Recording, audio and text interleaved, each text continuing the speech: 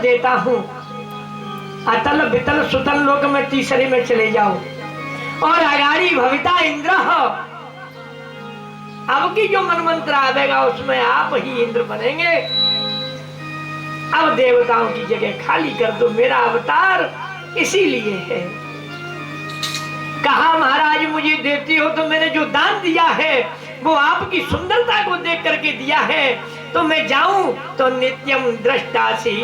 अगर वरदान देते हो मांगने के लिए तो मैं जहां रहूं तहां तुम्हारा मुझे हर समय दर्शन हो।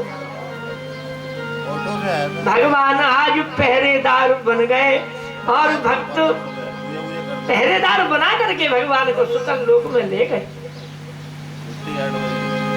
भगवान दरबान बन करके इधर से आता है उधर से आता है, पहरेदार बने हैं। एक बार नारद जी वैकुंठ में चले गए, लक्ष्मी पूछती हैं हमारे पतिदेव कहाँ चले गए? कहा देवी बलि से मांगने गए हैं बामन जी बन करके, तो वो तो पहरेदार बन गए सुतल। उक्ति बताई अन्य पुराणों का लेके, युक्ति बताई तुम बहन बन के जाओ और पूर्णिमा में दान मांग लेना, जो श्रावणी पूर्णिमा आवे रक्षाबंधन करना, दान मांग लेना। वही समय आया, रक्षाबंधन किया। बलि ने कहा बहन मांग ले, कहा मांगू सो पाऊं। हाँ तो वो मांगे सो ही पावे, तो तुम पहरेदार को दे दो। बहन भाई दोनों झगड़ गए। अरे ये पहरेदार तो 3 लोक में मैंने खरीदा है।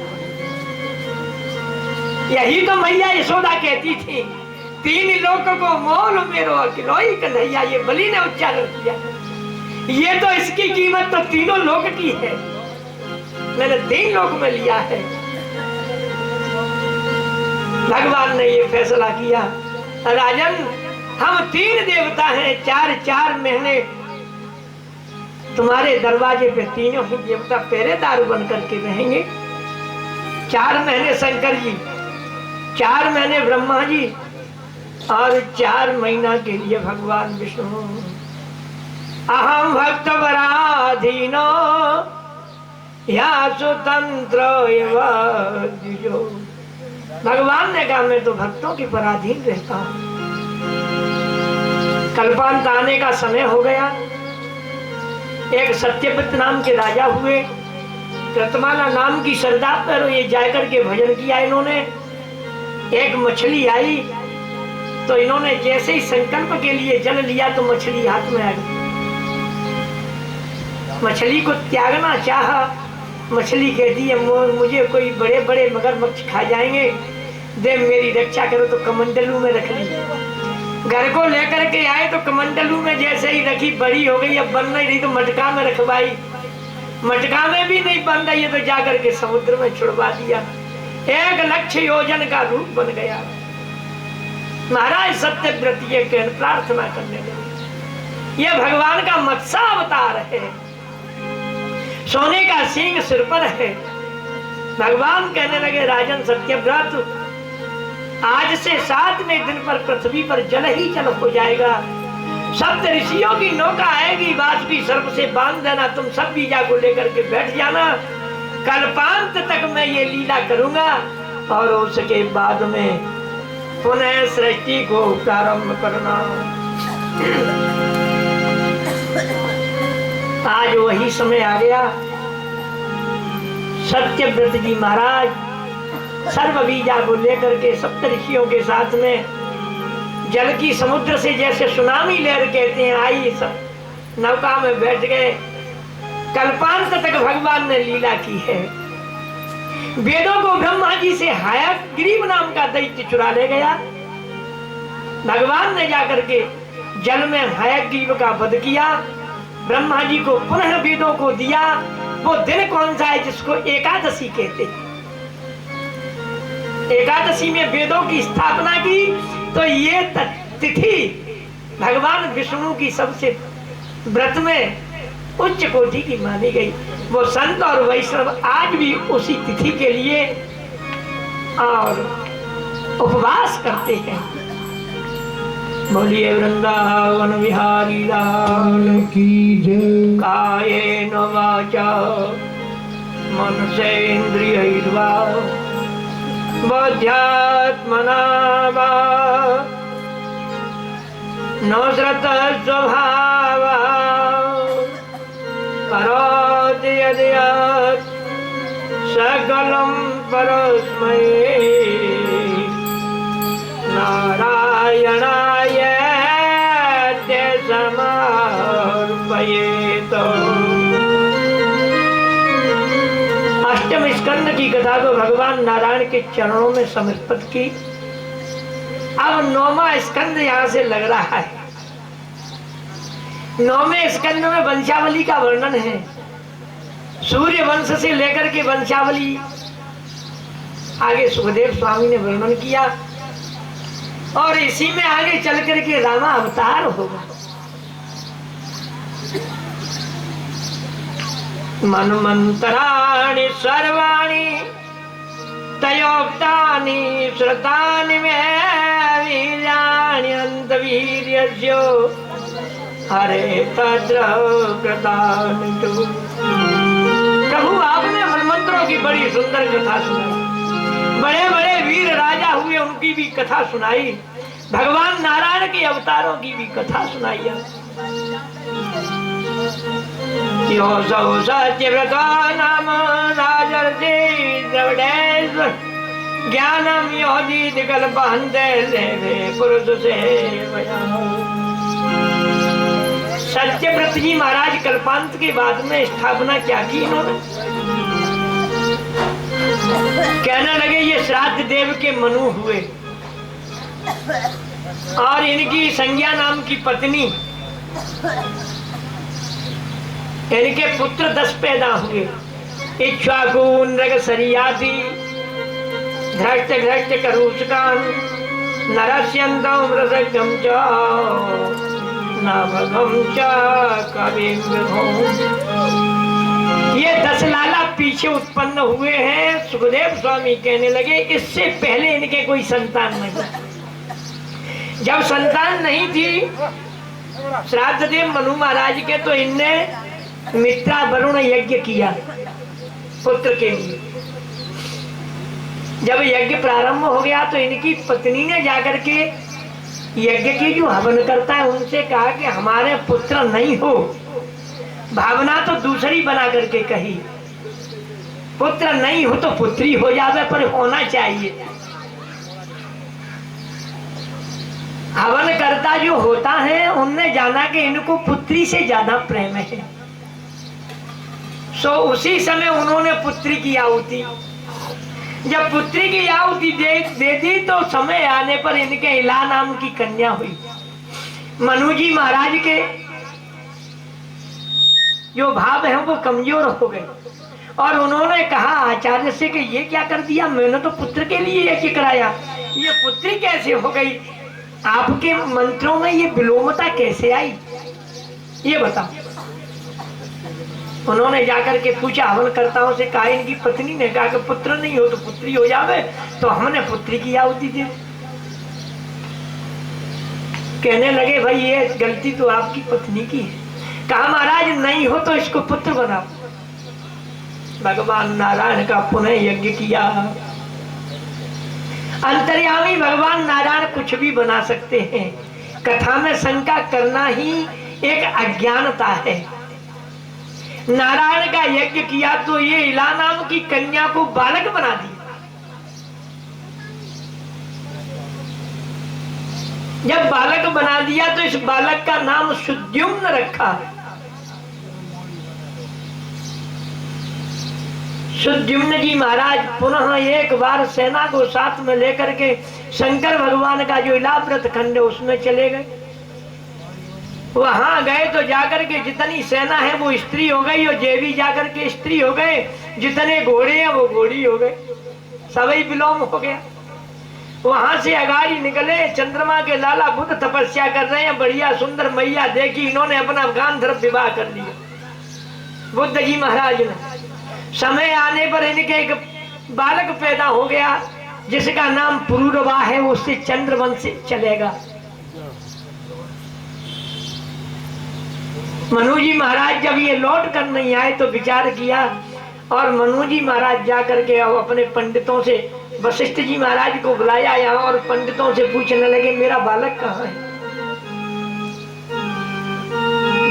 से देखा, कहने लगे वो तो बुद्ध के उसके तो बालक भी हो गया, कन्या की कन्या बन गया। जाकर के लौट करके लाए, शंकर भगवान का यज्ञ किया तो शंकर जी ने वरदान दे दिया, मां समुपमान सभविता मां स्त्री तव गोत्र जो। भैया 1 महीना स्त्री और 1 महीना ये पुरुष रहेगा। इनके 3 लाला उत्पन्न हुए, उत्कल, गय और विमल। कहने लगे जिनके दूसरे मनु जी महाराज के प्रसिद्ध नाम के बालक हैं, ये गोपाल बने। सिंह के मारने के चक्कर में इन पर गौ का वध हो गया और इनको वहां राजधानी से निकाल दिया। तीसरे नंबर के करुष नाम के बालक हैं, कारुष नाम के क्षत्रिय हुए। धृष्ट नाम के बालक क्षत्रम ब्रह्म बहु गतौ क्षता, इनसे कुछ ब्राह्मण भी बने और क्षत्रिय भी रहे। इनके चौथे नंबर के बालक हैं जिनको ययाति कहते हैं। ययाति मानवो राजा ब्रह्मज्ञो स बभूवः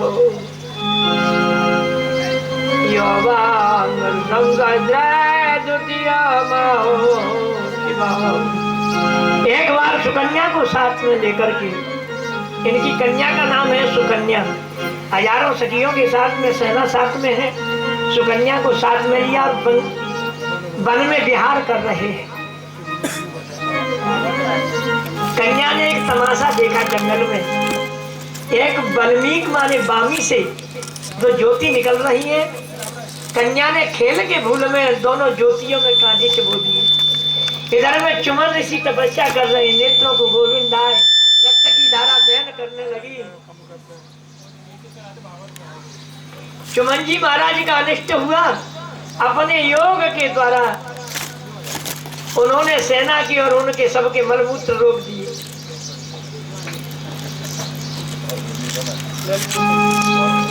उधर भूल गए, राजा लौट करके आए। राजा ने देखा चुमन जी का, किसी ने बोलिए वृंदावन बिहारी लाल। चुमन जी का किसी ने अनिष्ट कर दिया।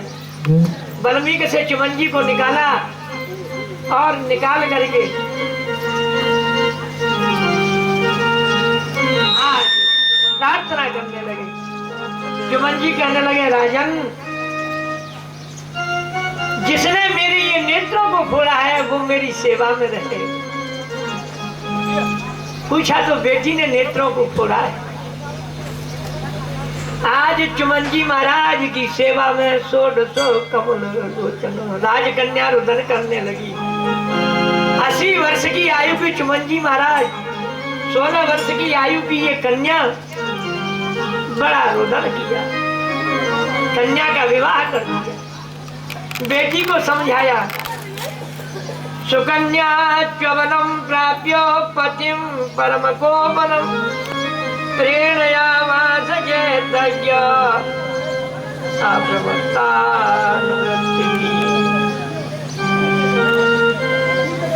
सेवा करने लगी। बार बार सेवा करती है, नेतृत्व तो है ही नहीं। संविदा लाना, हवन की सामग्री बनाना, रोजाना लेपन करना, ये काम प्रारंभ हो गया। एक बार सूर्यवंश के 2 लाला हैं, जो देवता इनको स्वीकार नहीं करते, उनको कहते हैं अश्विनी कुमार। अश्विनी कुमार आश्रम में आ गए। चुमन जी से पूछा, चुमन जी ये बताओ आपके पास में ये कन्या कौन है? कहा ये हमारी पत्नी है। ये कहने लगी, अश्विनी कुमार के तुमको लाज नहीं आई? 80 वर्ष की आयु में ये पत्नी कहा, ज्यादा बात मत करो, इसने हमारा अपमान किया है, हमारी सेवा कौन करेगा? हमारे दोनों नेत्रों को बंद कर दिया, कंटकों से फोड़ दिया, इसलिए इसको सेवा में रखा है। पत्नी से पूछा, बेटी कौन हो? इन्होंने कहा हम सूर्य वंश की हैं। अश्विनी कुमार को दया आ गई, तो ये हमारी बहन है, सूर्य वंश के तो हम भी हैं। चुमन जी महाराज से कहा, देखो एक शर्त है, तुमको हम जवान बना सकते हैं। अश्विनी कुमार कहने लगे, पर हमारी एक शर्त है। अश्विनी कुमार कहते हैं, देवताओं के साथ में यज्ञ में हमें भोजन करा सकते हो? चुमन जी महाराज ने कहा, ये मेरी गारंटी है, मैं यज्ञ कराऊंगा, इंद्र को बुलाऊंगा, साथ में भोजन कराऊंगा, मेल मिलाप तुम्हारा कराऊंगा। अश्विनी कुमार आज चुमन जी को साथ में ले गए। जो सिद्धों के कुंड है जिसमें बूढ़ा जवान हो जाता है, जैसे ही डुबकी लगाई कुंड में चुमन जी महाराज 1600 वर्षा, जैसी बेटी सुकन्या है वैसी चुमन जी बनी। आज अश्विनी कुमारों ने पति को बताया ये तुम्हारे पति है।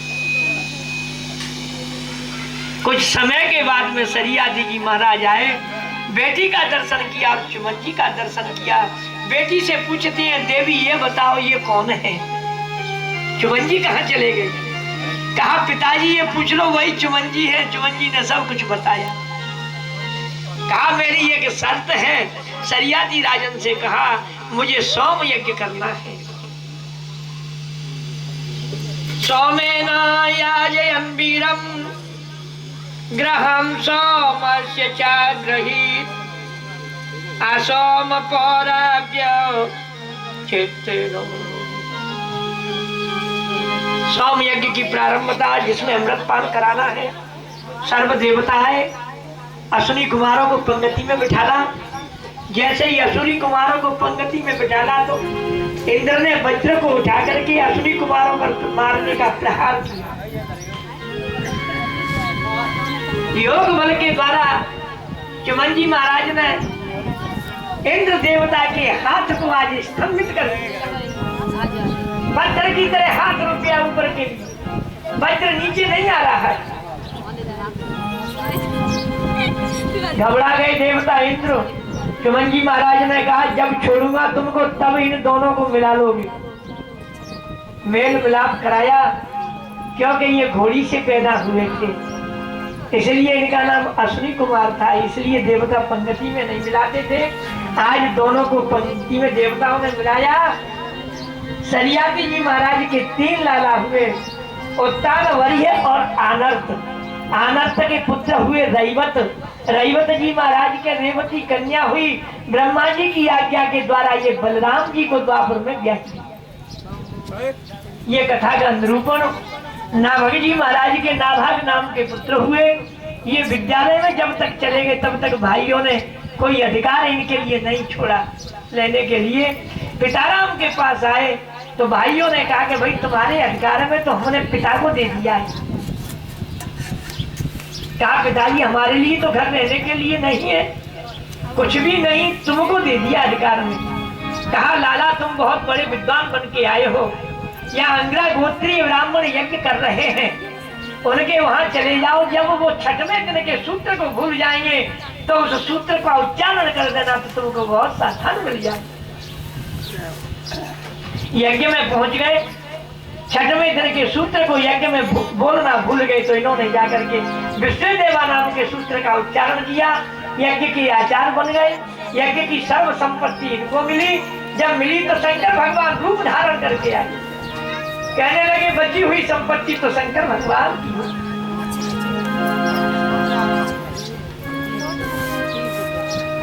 नहीं अपने पिता को पूछ करके आओ। झगड़ा प्रारंभ हो गया। पिता को पूछने के लिए गए तो कहा नाभग जी ने नाराज बची हुई संपत्ति शंकर भगवान की होती है। इन्होंने आकर के कहा ये तो आपकी संपत्ति। शीघ्र प्रसन्नो गुणस्ते, शंकर भगवान शीघ्र प्रसन्न हो गए, सर्व संपत्ति को दे दी। नाभाग जी महाराज के अम्बरीश हुए। हाँ, अम्बरीश का बड़ा सुंदर अर्थ है हर ओर से भगवान का दर्शन करना। अब ये राजा बड़े विचित्र हुए हैं। इनके राज्य में कोई सेना नहीं थी, ऐसा आज तक राजा नहीं सुना होगा। सब कुछ त्याग दिया। ये संपत्ति तो भगवान की, सब कुछ भगवान का, सेना थी ही नहीं। तो इनकी रक्षा करने के लिए भगवान नारायण प्रकट हुए। हरि ने देखा कि सेना नहीं है तो इनको अदात चक्र, सुदर्शन चक्र को आर्डर दे दिया। इनके नगर के रक्षक आप हो, रक्षा करिए। नगरी की रक्षा भगवान सुदर्शन चक्र करते हैं। भगवान सुदर्शन चक्र जब रक्षा कर रहे हैं, एकादशी के बड़े ही ये प्रेमी हैं। इन्होंने कई वर्ष व्रत किया। व्रत का पारायण करने के लिए सर्वे संत ऋषियों को, ब्राह्मणों को बुलाया।